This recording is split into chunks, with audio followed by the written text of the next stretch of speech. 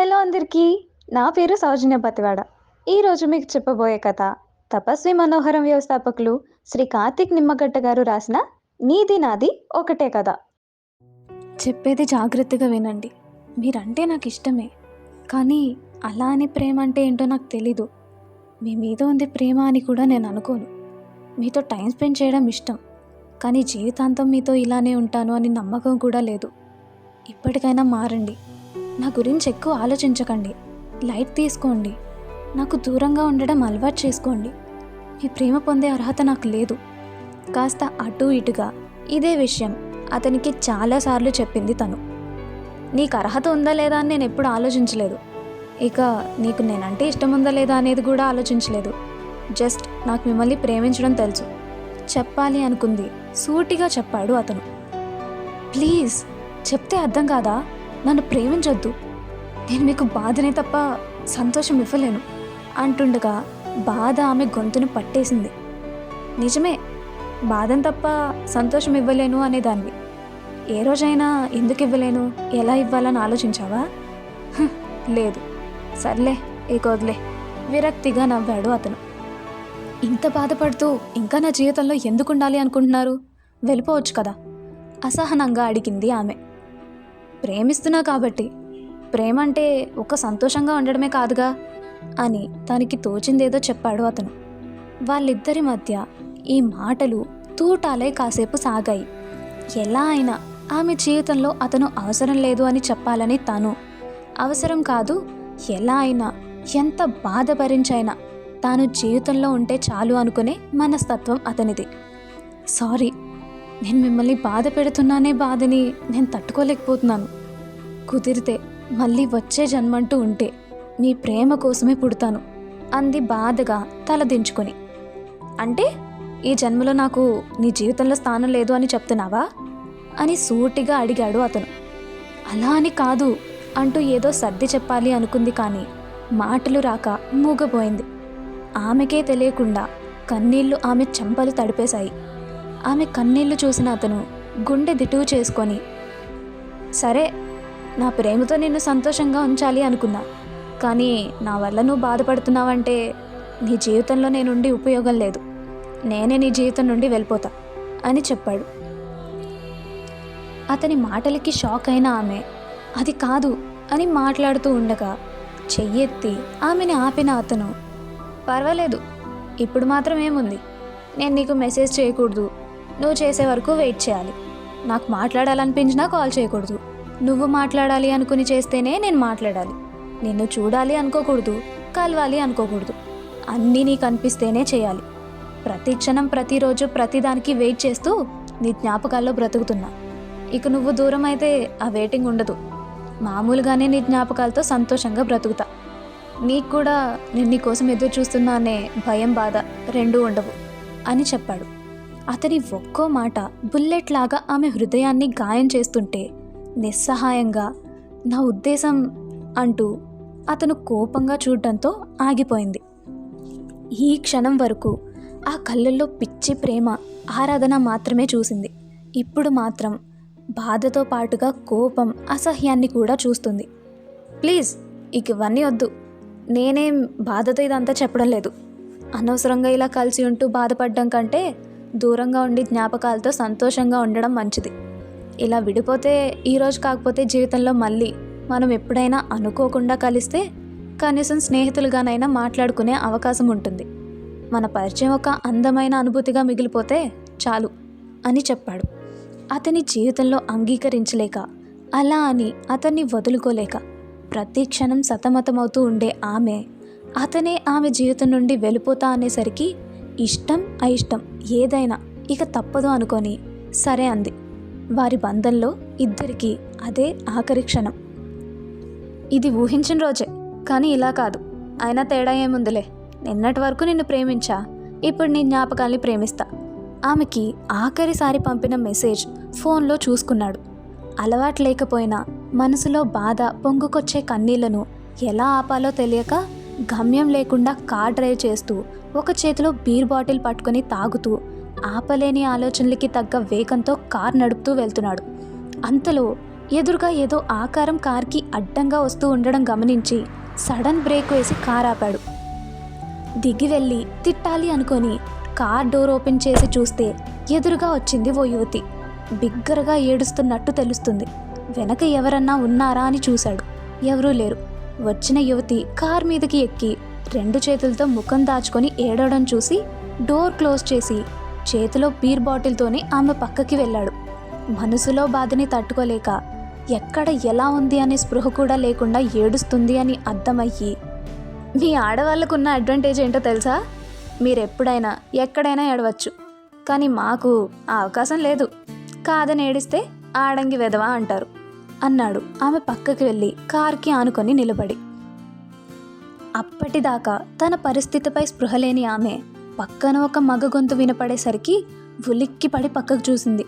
తాను రోడ్డు మీద ఒక కారు పైకెక్కి కూర్చున్నా అని అర్థమయ్యి తన పక్కన ఉన్నది కార్కి సంబంధించిన మనిషి అని అర్థం చేసుకొని సారీ అంటూ కార్ దిగింది. పర్వాలేదు, ఐ కెన్ అండర్స్టాండ్, కూర్చోండి అంటూ అతను కూడా కార్ పైకి ఎక్కి కూర్చున్నాడు. అతని మాటలో నిజాయితీ ఆమెకి అర్థమయ్యి మళ్ళీ కారెక్కి వచ్చే దుఃఖాన్ని ఆపుకుంటూ కళ్ళు తుడుచుకుంది. ఏడుపొస్తే ఏడవండి, ఎంతసేపు అయినా, ఎంత కావాలంటే అంత ఏడవండి. మనస్ఫూర్తిగా ఏడవగలగడం కూడా ఒక అదృష్టమే. నాకు ఆ అదృష్టం లేదు, ఏడ్చిన కళ్ళ నుండి కన్నీళ్ళు కూడా రావు అని అన్నాడు. ఆమె అతని వైపు ఆశ్చర్యంగా చూస్తూ ఉంటే అతను మాత్రం ఆకాశం వైపు చూస్తూ, ఆహా, ఎలా నేను లేకుండా ఉండలేను, నేను లేని జీవితం ఊహించుకోలేను, నువ్వే నా ప్రపంచం, నా జీవితంలో ఎవరున్నా లేకపోయినా నువ్వు మాత్రం ఉండాలి అన్నో, ఏమయ్యాయి ఆ మాటలు అని గొంతు చించుకుని అరిచాడు. అతని మాటలు బట్టి అతను కూడా తన పరిస్థితిలో ఉన్నాడు అని అర్థం చేసుకుంది ఆమె. డ్రింక్ అంటూ అతని చేతిలో బాటిల్ ఆమెకి ఇవ్వబోతే, ఆహా, నాకు అలవాట్లేదు అంది ఇబ్బందిగా అతని ముఖంలోకి చూస్తూ. అతను నవ్వుతూ, నాకు అలవాట్లేదు, పర్లేదు తీసుకోండి, ఇంకా బాగా బాధపడడానికి పనికొస్తుంది అన్నాడు మళ్ళీ అందిస్తూ.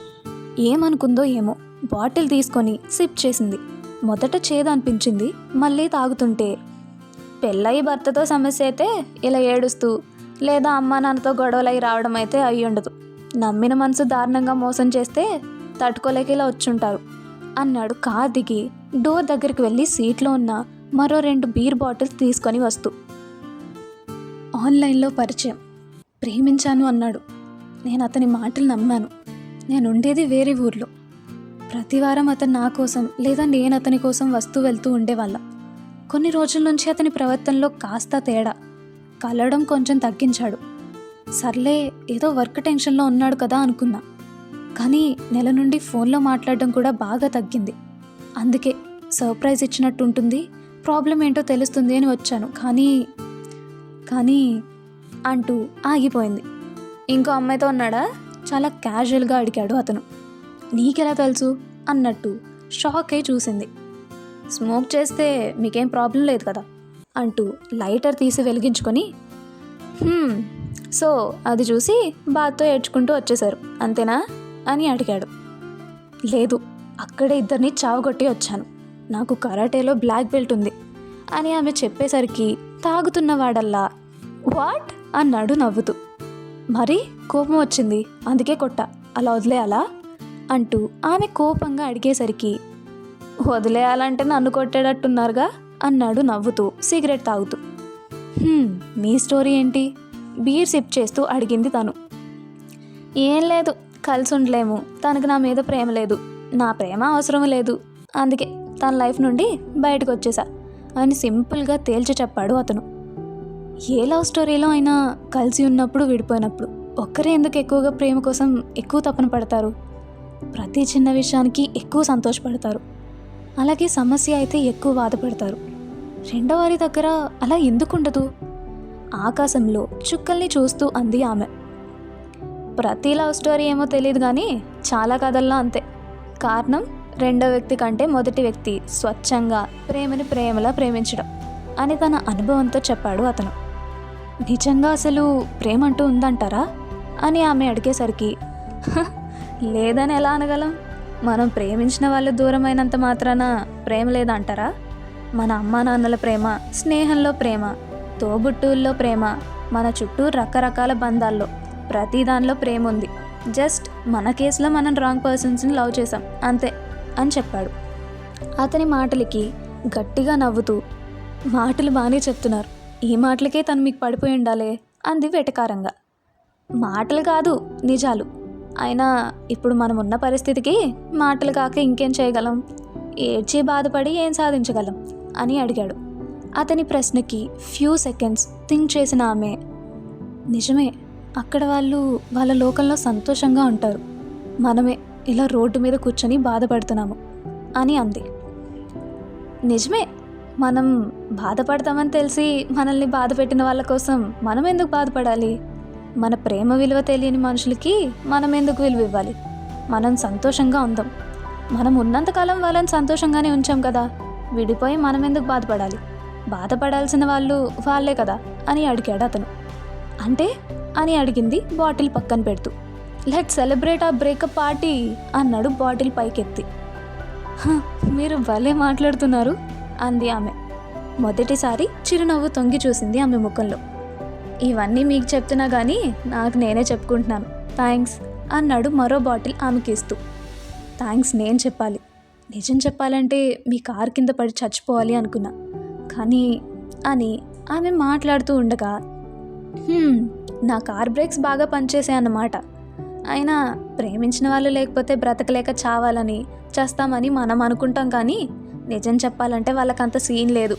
మన ప్రేమకే అర్హత లేని వాళ్ళ కోసం మన ప్రాణాలు తీసుకోవడం ఎంత తప్పు చెప్పండి అని అడిగాడు. నిజమే, ఏదేమైనా మీకు చాలా థ్యాంక్స్. ఈ టైంలో మీరు నన్ను ఇలా కలవడం నాకు కాస్త రిలాక్సింగ్గా ఉంది అని చెప్పింది ఆమె. అతను నాకు కూడా అని నవ్వుతూ అనడంతో, సో వాట్ నెక్స్ట్ అని అడిగింది నవ్వుతూ. గమ్యం అంటూ ఏం లేదు, సరదాగా అలా అలా లాంగ్ డ్రైవ్కి వెళ్తా, ఎప్పటిదాకా ఎక్కడిదాకా అనేది తెలీదు అని అతను చెప్పడంతో, నేను రావచ్చా, ఒంటరిగా ఉంటే పిచ్చెక్కేలా ఉంది అని అడిగింది. నన్నెలా నమ్మగలరు అని అతను అడిగేసరికి, పగిలిన ఒక మనసుకి తెలుసు మరో పగిలిన మనసు ఎలాంటిది అని సమాధానం ఇచ్చింది. సరే రండి అని అతను అనడంతో ఇద్దరు డోర్స్ దగ్గరికి వెళ్ళారు. ఇద్దరు చూపులు ఒక్క క్షణం కలిశాయి. లెట్స్ స్టార్ట్ న్యూ జర్నీ అంటూ కార్ ఎక్కారు. పేర్లు కూడా తెలియని వారి లైఫ్లో మరో కొత్త ప్రయాణం మొదలైంది. Thank you.